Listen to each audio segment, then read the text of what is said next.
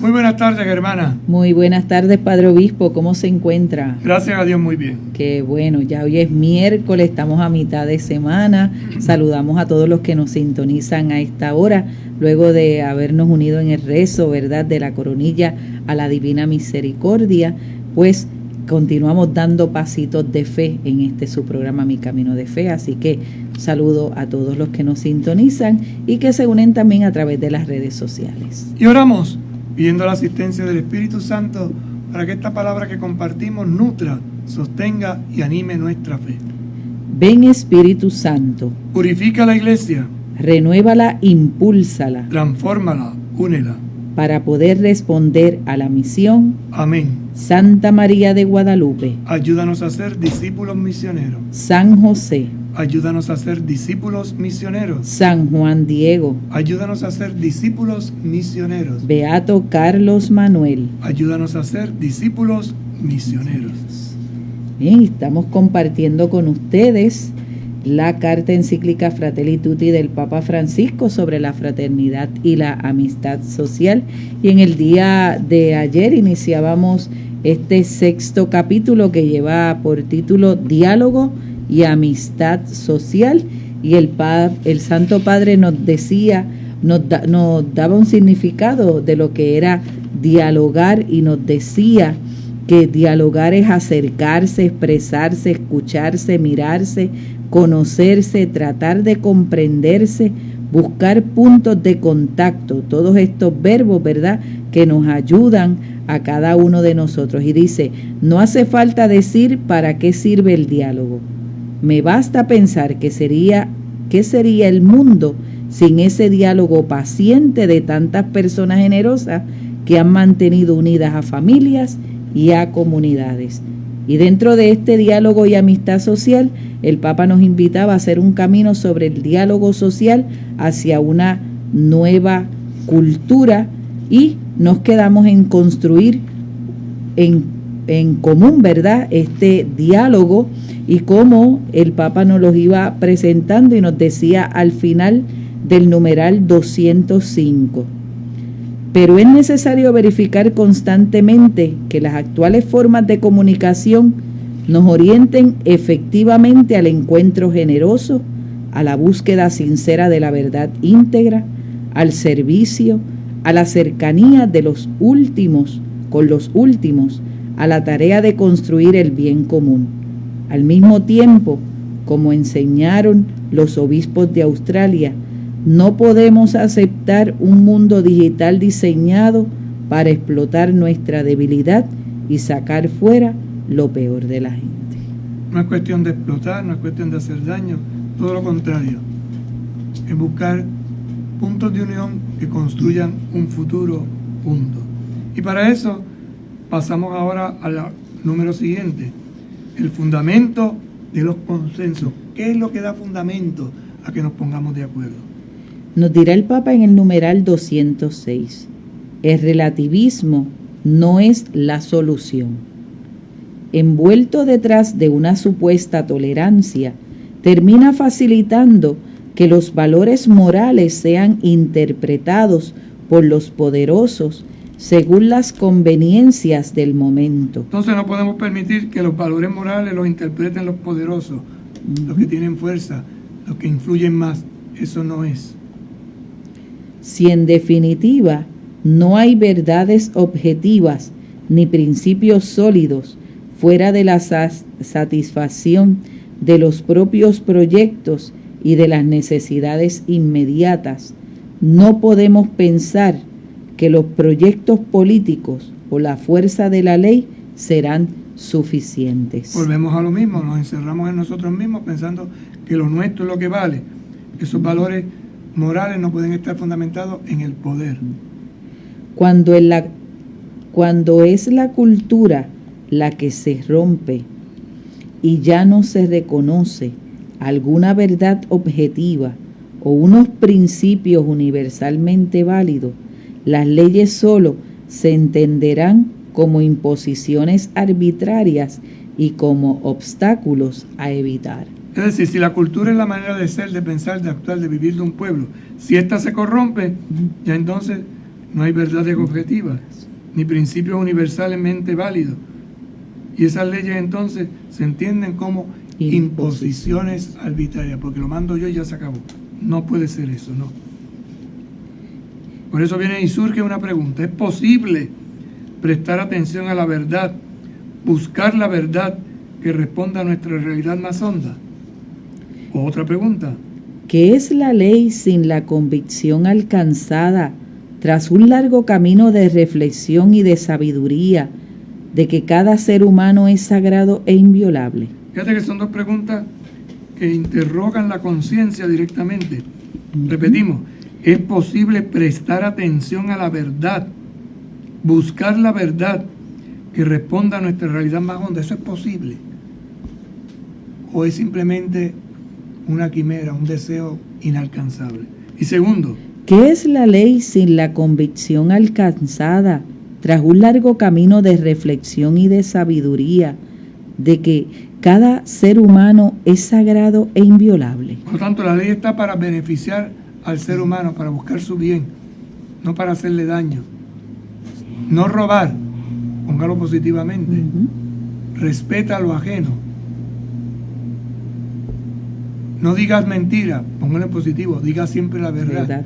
Sí, cuando tú inviertes la definición en lo positivo, entonces te das cuenta del valor que se encierra. Claro, es más fácil recordar lo negativo, que eso es lo que nos han enseñado muchas veces, pero necesitamos también cambiar ese lenguaje un tanto negativa a lo positivo. Para que una sociedad tenga futuro, es necesario que haya asumido un sentido respeto hacia la verdad de la dignidad humana a la que nos sometemos. Insiste. Pues si se nos había olvidado, vuelve otra vez, machaconamente, repetitivamente. Dignidad de la persona, la verdad, el respeto. Entonces, no se evitará matar a alguien solo para evitar el escarnio social y el peso de la ley, sino por convicción. Si yo no mato a la gente, no porque me va a caer en la cárcel, sino porque estoy convencido de que la vida es un valor. Y esto es importante, porque es que esto es lo que ha pasado. Se ha perdido el sentido de la vida y nada. Cuando a veces uno ha tenido diálogo, ¿verdad?, con algunas personas que por H o por R pues se encuentran en instituciones penales y uno oye expresiones así tan fuertes, despectivas, que te dicen, si eso es como matar a un perro. Se queda como que o sea, brincó como un perro, como un pollo cuando le cortan la cabeza. Tú dices, ¿pero qué es esto? O sea, la insensibilidad. Y hay gente que piensa así, ¿sí? Hay gente que piensa así. Se han insensibilizado, han perdido el valor y el respeto. Y ya ni hay miedo. Dice, pues voy a la cárcel, pero lo maté. Sí. El tomarse como esa justicia en las manos, ¿verdad? Sin saber que no les toca a ellos. Es una verdad irrenunciable que reconocemos con la razón y aceptamos con la conciencia. ¿Sí? Una verdad irrenunciable, la vida es un valor que reconocemos con la razón, pero la aceptamos con la conciencia. Por eso si hago algo en contra de la vida, injustamente, me destruyo. Esto es interesante de las culturas indígenas, que matan un animal para vivir, para comer, no por el hecho de matarlo. Y sin embargo, la sociedad occidental mata un venado por cazarlo. O sea, tú dices, esto es como que irreal. Como que esto está fuera de onda. O sea, es un deporte matar. Y disfrutan matando un animal indefenso. Si es por comida, bueno, pero simplemente por verlo brincar. O sea, esto te indica... Por un hobby, por algo que me hace aficionado. Algo que está diciendo, esto no está correcto, aquí hay algo que no está funcionando. Esto como que no es... O la gente es como cuando te pellizcan. Cosa que duele más que un pellizco. Entonces te pellizcan y disfrutan. Y dependiendo de donde pellizquen a uno, porque hay varias que donde duelen más que otras. Y entonces hay gente que lo hace con esa saña, ¿no? O sea, con esa... Y hacen así mismo como usted está haciendo ahora, se muerden los dientes, como que se lo disfrutan. Se lo disfrutan. O sea, ahí te denota que esto es una persona enfermiza. O le clavan alfileres. O sea, cuando tú ves un niño que coge un animalito y lo patea o lo maltrata o le hace cosas, tú dices, que no, pero... O una mata. y la defleca simplemente por quitarle la soga. Tú dices Sí. que no, que esto no es normal. No es normal. Esto no es normal. Hay algo que se ha perdido. Una sociedad es noble y respetable también por su cultivo de la búsqueda de la verdad. El cultivo, el desarrollo, el cuidado en la búsqueda de la verdad. Y por su apego a las verdades más fundamentales. Yo no renuncio y por eso soy capaz incluso de morir, dar la vida, por mi conciencia, por mis valores, por aquello que me han enseñado. Hay que acostumbrarse a desenmascarar las diversas maneras de manoseo, desfiguración y ocultamiento de la verdad en los ámbitos públicos y privados. Y hay gente que es genio en ese arte de la manipulación, en ese arte del manoseo, de la desfiguración, del ocultamiento de la verdad. Parece que es, pero no es. Lo que llamamos verdad no es solo la difusión de hechos que realiza el periodismo. Es ante todo la búsqueda de los fundamentos más sólidos que están detrás de nuestras opciones y también de nuestras leyes. Interesante esto que está diciendo el Papa, ¿no? La verdad es ante todo la búsqueda de los fundamentos más sólidos que están detrás de nuestras opciones y también de nuestras leyes. ¿Por qué está esta ley establecida? ¿Cuál es la verdad que encierra? No es simplemente puesta ahí por ponerla, algo quiere defender, algo quiere enseñar. Esto supone aceptar que la inteligencia humana puede ir más allá de las convivencias del momento y captar algunas verdades que no cambian. No es cuestión de conveniencia del momento, me conviene ahora. No. Es que hay unas verdades que están encerradas ahí. Que eran verdad antes de nosotros y lo serán siempre. Antes de nosotros y lo serán siempre. La vida es una verdad antes de nosotros y lo será después de nosotros. El respeto, igual. La conciencia clara, la honestidad, eso es siempre, eso perdura. La justicia, la libertad, la paz como don. Y hay gente que no. Se lo pasa, lo menosprecia, no lo valoriza. Indagando la naturaleza humana, la razón descubre valores que son universales, porque derivan de ella. Un valor universal es para todos y perdura a través del tiempo. De otro modo, ¿no podría suceder quizás que los derechos humanos fundamentales, hoy considerados infranqueables, sean negados por los poderosos de turno, luego de haber logrado el consenso de una población adormecida y amedrentada? Por eso, si no hay una educación, sobre todo en la conciencia crítica, esto puede suceder, te adormece. Un salario injusto, todo el mundo lo acepta, eso no puede ser. El maltrato a la mujer, por ejemplo, a los niños, la trata de blanca, y así podríamos repetir ya algo que hemos dicho anteriormente, en palabras del Papa. No puede ser. Necesitamos estar claros en aquello que creemos, por aquello que luchamos y aquello que transmitimos. Tampoco sería suficiente un mero consenso entre los distintos pueblos igualmente manipulables. No es cuestión de ponerse de acuerdo, porque nos podemos poner de acuerdo incluso en una cosa que está mal. Ya tenemos pruebas de sobra de todo el bien que somos capaces de realizar, pero al mismo tiempo tenemos que responder la capacidad de destrucción que hay en nosotros. Reconocer. Sí, se reconoce el bien, pero también tenemos que reconocer el mal, del cual somos capaces. Por ejemplo, Hitler, la destrucción de miles, millones de personas, por poner un personaje que todo el mundo fácilmente reconoce, ¿verdad? El individualismo indiferente y despiadado en el que hemos caído ¿no es también resultado de la pereza para buscar los valores más altos que vayan más allá de las necesidades circunstanciales? Al relativismo se suma el riesgo de que el poderoso o el más hábil termine imponiendo una supuesta verdad. En cambio, ante las normas morales que prohíben el mal intrínseco, no hay privilegio ni excepciones para nadie. No hay ni privilegios ni excepciones para nadie. Ujú. Hay cosas que son no negociables.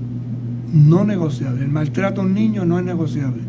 La pornografía no es negociable. Ujú. El abuso de un infante no es negociable. La prostitución no es negociable. O sea, no podemos andar con estas ambigüedades, con este relativismo de esto sí, aquello no. No, eso no puede ser.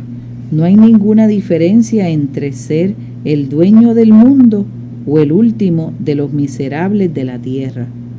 Ante las exigencias morales, somos todos absolutamente iguales. Importante este principio. Ujú. Ante las exigencias morales, somos todos absolutamente iguales. Por eso si usted comete un delito, sea de cuello blanco, sea de cuello negro, lo que corresponde en ley. Para eso están las leyes. Y a veces, por desgracia, esto no se da. Lo que nos ocurre hoy y nos arrastra en una lógica perversa y vacía es que hay una asimilación de la ética y de la política a la física. Atención. Para algunos, No existe el bien y el mal en sí, sino solamente un cálculo de ventajas y desventajas. ¿me conviene o no me conviene? ¿Me beneficia o no me beneficia? El bien y el mal, no, eso es relativo, eso no es así. El desplazamiento de la razón moral trae como consecuencia que el derecho no puede referirse a una concepción fundamental de justicia, sino que se convierte en el espejo de ideas dominantes. ¿Qué quiere decir esto? Que según se mire, por eso pone un espejo dominante, es decir, el que más puede manda, pues entonces lo hacemos así o lo hacemos así. No, eso no puede ser. Entramos aquí en una degradación, ir nivelando hacia abajo. En vez de lo contrario, subir. Ir. Pues vamos bajando. Por eso hay cosas que uno dice, pues si vamos para atrás, Ujú. esto es increíble. Por medio de un consenso superficial y negociador. Así en definitiva la lógica de la fuerza triunfa. No es cuestión de democracia, hay cosas que no son negociables, volvemos a insistir. Ujú.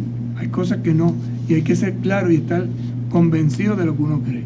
Interesante, porque esto nos hace analizar si yo llevo una vida relativista, si me dejo llevar de influenciar de lo que dicen los poderosos y los fuertes, o por el contrario, tengo un pensamiento crítico que me lleva a mantener los valores en los que creo, por ejemplo, fundamentales: justicia, libertad, la paz. Estos valores que no son negociables, estos valores que se reflejan en acciones concretas en bien de la vida. Pausamos y en breve regresamos.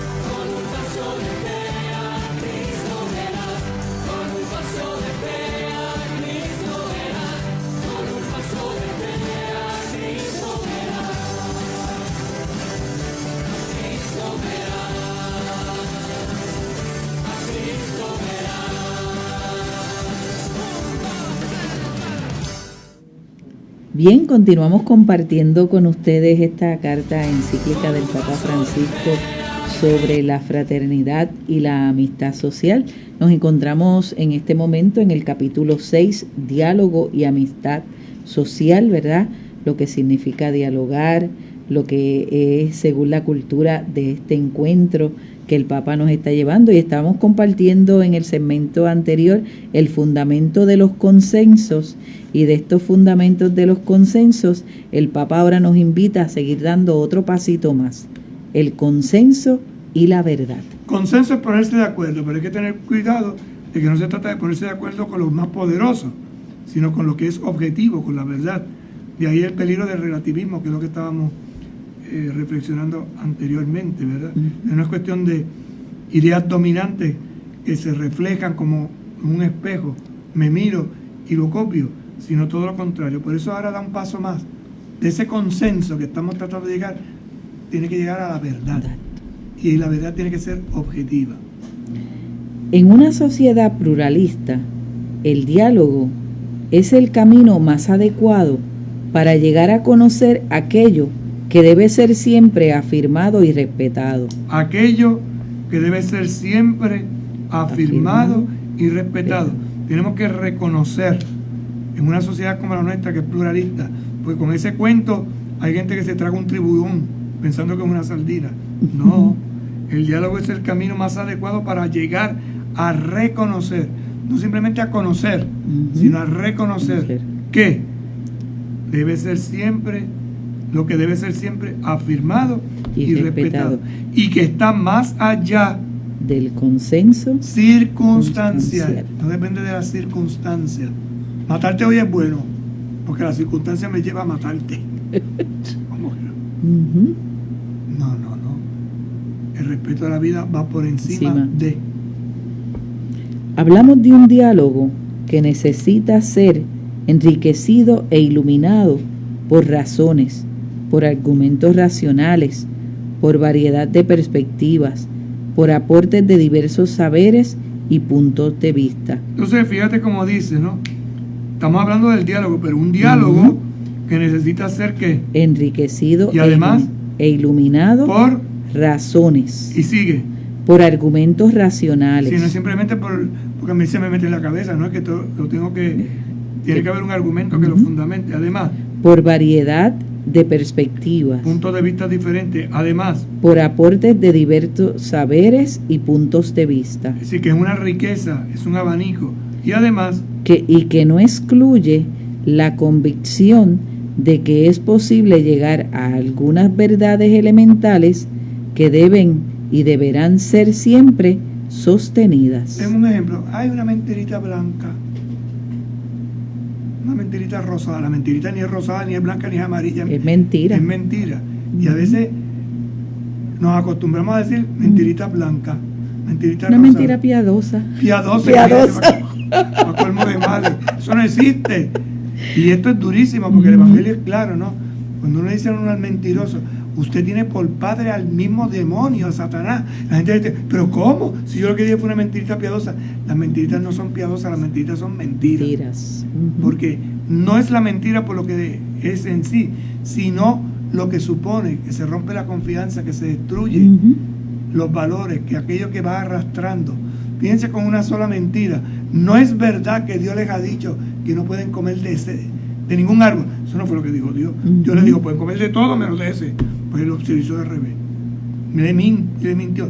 Le cambia la verdad. Le cambia la orientación. Ay, es piadosa. Para que no sufra. ¿Cómo que para que no sufra? Tiene que saber las cosas. Se está muriendo y todo el mundo diciendo, ay, pero qué bien te ves. Ay, pero... Y él sabe que se está muriendo. Agonizandito. Boqueando y todo el mundo, ay, se ve tan bien. No. Hay que decirle, hermano, te ha llegado la hora, prepárate. Es doloroso, es fuerte, pero hay que hacerlo. Aceptar que hay algunos valores permanentes, aunque no siempre sea fácil reconocerlos, otorga solidez y estabilidad a una ética social. Entonces, hay valores, que son permanentes, aunque no es fácil siempre reconocerlos. O sea, hay cosas que no van a pasar. Y esto otorga ¿qué? Solidez y da ¿qué? estabilidad, a una ética, a un comportamiento social que nos ayuda a todos. aun cuando los hayamos reconocido y asumido, gracias al diálogo y al consenso, vemos que esos valores básicos están más allá de todo consenso. Los reconocemos como valores trascendentes a nuestros contextos y nunca negociables. Están por encima de nosotros, por encima de lo que yo puedo pensar o que es un valor que existe por sí mismo. Podrá crecer nuestra comprensión de su significado y alcance, y en ese sentido el consenso es algo dinámico, pero en sí mismo son apreciados como estables por su sentido intrínseco. Es decir, yo puedo ir aprendiendo, ir creciendo en esa comprensión. Volvemos al caso de la mentira. La mentira en sí es mala, no se puede mentir. Quizás yo no lo comprendo del todo en el momento, pero eso va a ir con los años pasando. Creciendo. La mentira por miedo, porque me conveniencia, pero es que al margen de todo eso, la mentira te hace daño, te destruye. No, y llega un momento, padre, que el tú decir tantas mentiras en tu vida, llega un momento en que ya tú las crees como verdad. Entonces entonces pierdes los límites, sigues mintiendo y mintiendo y tú lo das como un hecho y te vas hasta el cuello por esa mentira. Entonces eso es sumamente peligroso porque puedes romper con toda la realidad. Te sales, te alienas, te destruyes y destruyes. Si algo es siempre conveniente para el buen funcionamiento de la sociedad, no es porque detrás de eso hay una verdad permanente que la inteligencia puede captar. Fíjate, una pregunta interesante. Si algo es siempre conveniente para el buen funcionamiento de la sociedad, está porque hay una verdad permanente que la inteligencia no puede captar. No lo capto del todo, pero está. Me da solidez, me da permanencia. En la realidad misma del ser humano y de la sociedad, en su naturaleza íntima, hay una serie de estructuras básicas que sostienen su desarrollo y su supervivencia. Por ejemplo, la dimensión espiritual, eso no se puede negar y hay gente que lo niega. Y claro, cuando tú pierdes la dimensión espiritual, tu vida no tiene sentido. Por eso tenemos tantas personas decepcionadas de la vida. Al no tener sentido su vida, la destruyen. Y cuando no valorizan su vida, menos van a valorizar a los demás, destruyen a otros. De allí se derivan determinadas exigencias que pueden ser descubiertas gracias al diálogo, si bien no son estrictamente fabricadas por el consenso. El hecho de que ciertas normas sean indispensables para la misma vida social es un indicio externo de que son algo bueno en sí mismo. Por consiguiente, no es necesario contraponer la conveniencia social, el consenso y la realidad de una verdad objetiva. Estas tres pueden unirse armoniosamente cuando a través del diálogo las personas se atreven a llegar hasta el fondo de una cuestión. Por lo tanto, si llegamos al fondo de la cuestión, nos vamos a dar cuenta que la conveniencia social, lo que nos conviene a todos, en un consenso desde la realidad que es objetiva, dará frutos positivos. De lo contrario, esto no va a funcionar. Se volverá en contra de nosotros. Nos dirá el Papa en el numeral 213, si hay que respetar en toda situación la dignidad ajena, es porque nosotros no inventamos o suponemos la dignidad de los demás, sino porque hay efectivamente en ellos un valor que supera las cosas materiales y las circunstancias y que exige que se les trate de otra manera. Por tanto, la dignidad de la persona no está simplemente por estar. Es que lo pone, ¿verdad? No es que yo me lo invento. No es que me sale de la manga, como diríamos popularmente, sino que hay un valor que supera lo material y las circunstancias. Y por lo tanto eso exige que yo trate a esta persona de otra manera. No puedo maltratar, no puedo destruir, no puedo hacerle daño. Es un ser humano, es mi hermano, es mi hermana. Le debo Respeto. el cariño y el respeto que se merece por ser él o ella en sí mismo. Que todo ser humano posee una dignidad inalienable es una verdad que responde a la naturaleza humana más allá de cualquier cambio cultural. Sea niño, sea joven, sea hombre, sea mujer, sea anciano, esté sano o esté enfermo, merece respeto. Como ya no sirve porque es un viejo, porque tiene Alzheimer, pues entonces lo mato. Eutanasia, eso no puede ser. La vida es un valor en sí. Y esa vida está en esta persona. Y esa persona merece que la cuidemos hasta el final de toda su existencia. Por eso el ser humano tiene la misma dignidad inviolable en cualquier época de la historia. Y nadie puede sentirse autorizado por las circunstancias a negar esta convicción o a no obrar en consecuencia. Respeto a la vida. No conviene hoy, lo mato.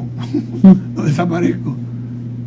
Dentro de ese año conviene, lo defiendo. No, eso no es así. Eso es un valor que no es negociable.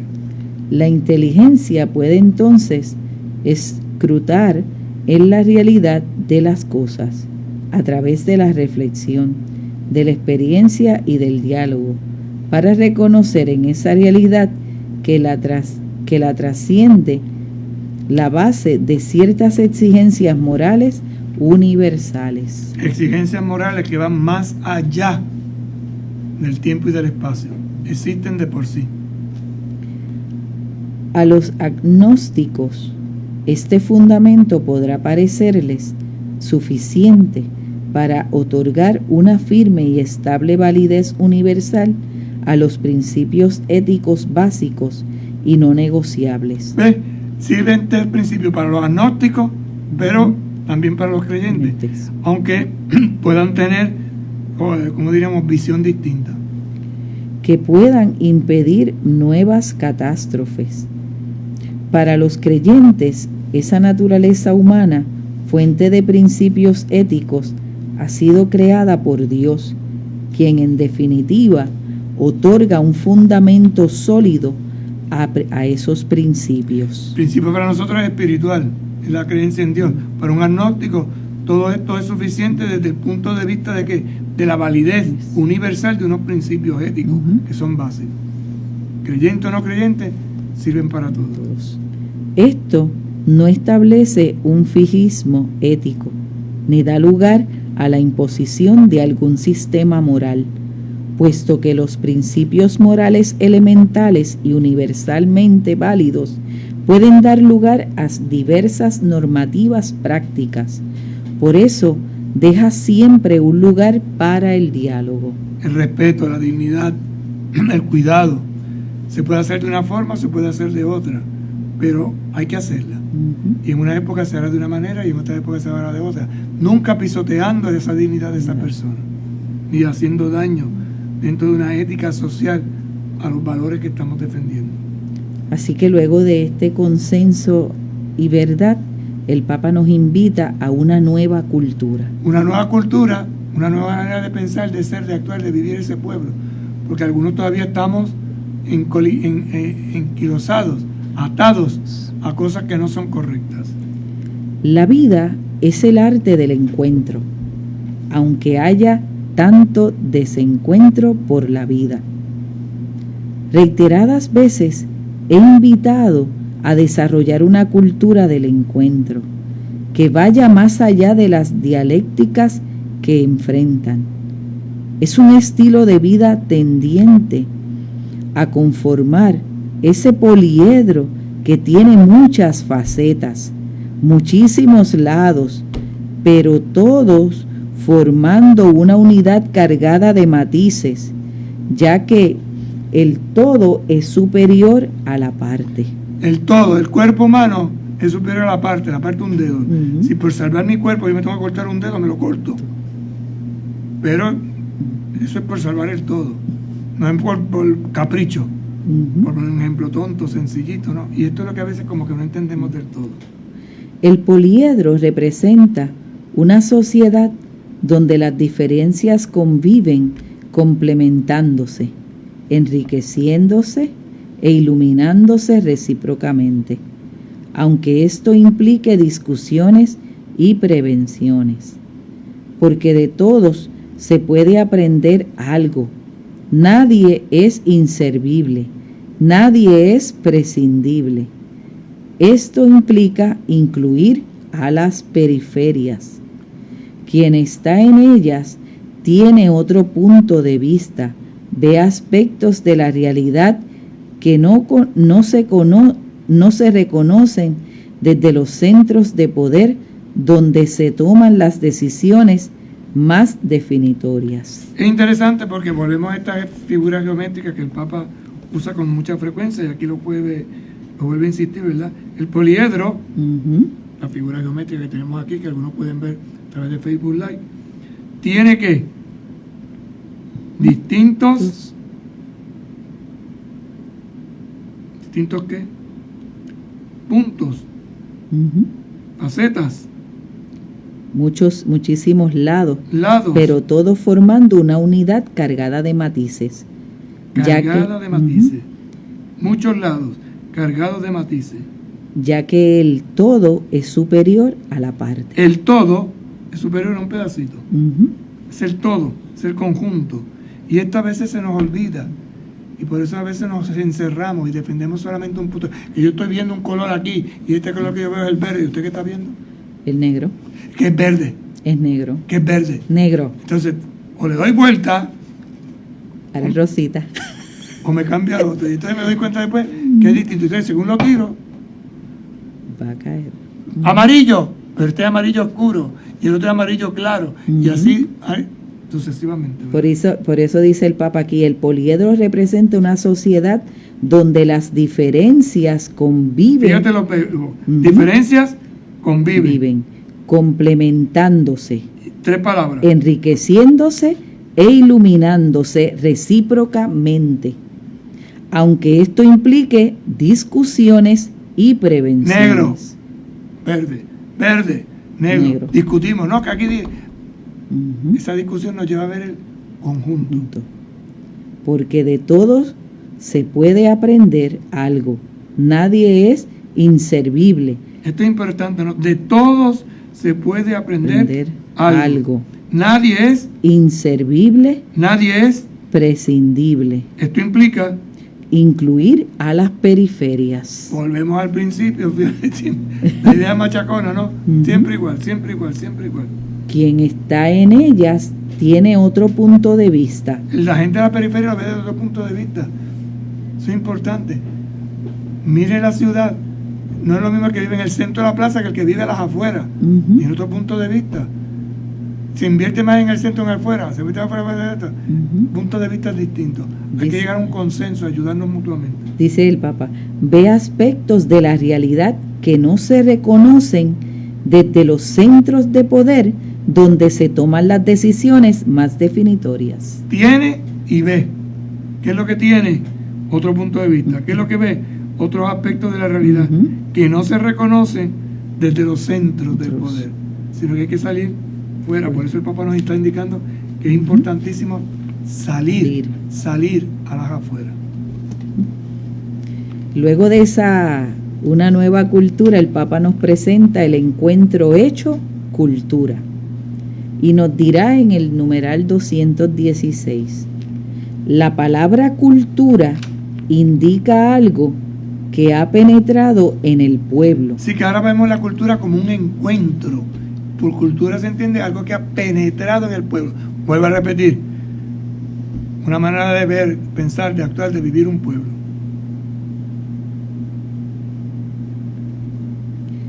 Penetra en el pueblo, penetra en sus convicciones, más entrañablemente, y en su estilo de vida. Pero penetra, se mete dentro. Si hablamos de una cultura en el pueblo, eso es más que una idea o una abstracción. Es una cultura que en el pueblo, fíjate, en el pueblo, que eso es más que una idea o una abstracción. más que una idea, más que una abstracción. Incluye las ganas, el entusiasmo y finalmente una forma de vivir que caracteriza a ese conjunto humano. Gana, entusiasmo y forma de vivir que lo caracteriza.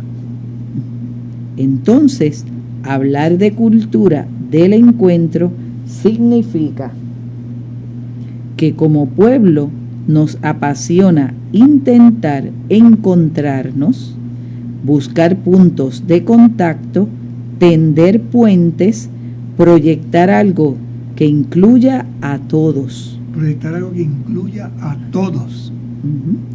Esto se ha convertido en deseo y en estilo de vida. El sujeto de esta cultura es el pueblo, no un sector de la sociedad que busca pacificar al resto con recursos profesionales y mediáticos. Es que lo pone muy fino, pacificar. Lo que está diciendo es dominarlo, controlarlo. No lo deja hacer. La paz social es trabajosa, artesanal. Sería más fácil contener las libertades y las diferencias con un poco de astucia y de recursos. Encerrar a todo el mundo bajo llave, no salga nadie. Pero esa paz sería superficial y frágil, no el fruto de una cultura del encuentro que la sostenga. ¿Hace falta entonces? Integrar a los diferentes es mucho más difícil y lento, aunque es la garantía de una paz real y sólida. Integrar a la gente, esto cuesta más. Esto no se consigue agrupando solo a los puros, porque aún las personas que puedan ser cuestionadas por sus errores tienen algo que aportar que no debe perderse. Tampoco consiste en una paz que surge acallando las reivindicaciones sociales o evitando que hagan lío, ya que no es un consenso de escritorio o una efímera paz para una minoría feliz. Lo que vale es generar procesos de encuentro, procesos que construyan un pueblo que sabe recoger las diferencias. Armemos a nuestros hijos con las armas del diálogo, enseñémosle la buena batalla del encuentro. Interesante estos números porque te lleva a hacer una relectura de lo que es cultura. O sea, si decimos que la cultura indica que algo ha penetrado en el pueblo, en sus convicciones más entrañables y en su estilo de vida, entonces hay que hablar de cultura de pueblo. ¿Y qué incluye la cultura del pueblo? Es algo más que una idea y una abstracción. Entonces el Papa dirá, incluye las ganas, el entusiasmo y finalmente una forma de vivir que caracteriza este conjunto humano. Fíjense en las palabras, las ganas, el entusiasmo y la forma de vivir que caracteriza a ese conjunto humano. Pensemos en los puertorriqueños. Nosotros tenemos una cultura que no es muy propia nuestra, muy rica, no mejor que la de los demás, pero tampoco peor. Enriquece. ¿Por qué? Porque nos da ganas, entusiasmo y una forma de vivir. Entonces, hablar de cultura del encuentro significa que como pueblo nos apasiona intentar encontrarnos, buscar a otros, buscar otros puntos de vista, otros puntos de contacto, tender puentes, proyectar algo que incluya a todos, pero sin perder lo que yo soy. Y eso es el problema, que a veces se nos quiere diluir.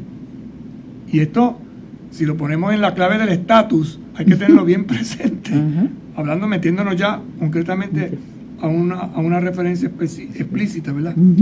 Esto se ha convertido en deseo y en estilo de vida.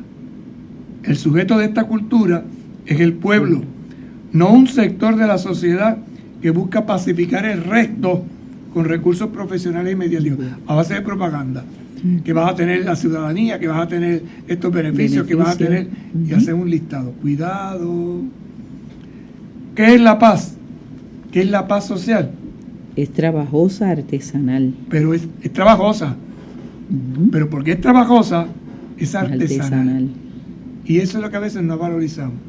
Te va a comprar una pieza artesanal, no es lo mismo comprar una pieza del montón. No. Porque el artesano ha invertido oro, entonces no queremos pagarle, no valorizamos el trabajo de este artesano que pasó horas y horas. Y dos piezas, aunque se parezcan, hechas por un artesano, no son iguales, no son, tienen un toque distinto. Sería más fácil que contener libertades y las diferencias, siendo astuto, pero lo contienes, lo amarras. Pero esa paz sería ¿qué? Superficial y frágil. No sería el fruto de una cultura del encuentro que la sostenga, no va a poder ser. Entonces, hay que integrar a los diferentes, y esto es mucho más difícil y lento. Y más lento, aunque es la garantía de una paz real y sólida.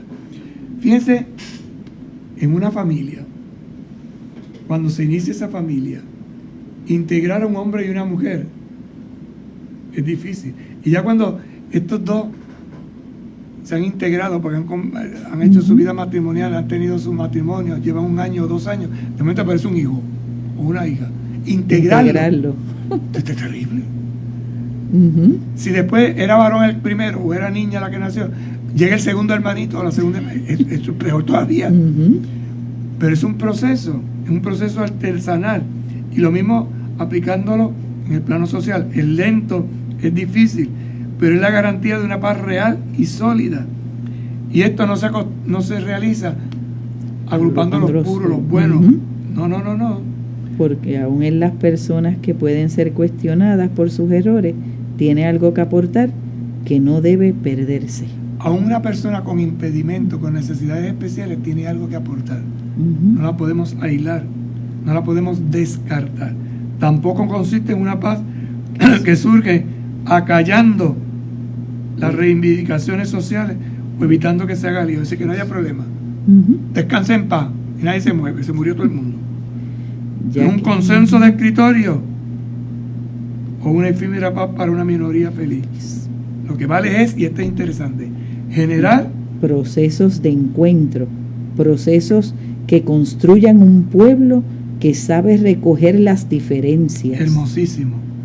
Consensos que generan procesos que construyan un pueblo que sabe recoger las diferencias. Y entonces utiliza un lenguaje curiosamente negativo en lo positivo.